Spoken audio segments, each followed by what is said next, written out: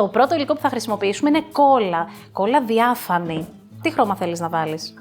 Κόκκινο. Προσθέτουμε αφρό στο πείραμά μας. Πολύ ανακάτεμα γενικά θέλει αυτό το πείραμα από ό,τι κατάλαβα. Ωραία, περίπου 10 σταγόνες από το νερό με το βόρακα μέσα στο πείραμά μας. Τώρα είναι η στιγμή που μπορούμε να βάλουμε χέρια. Wow!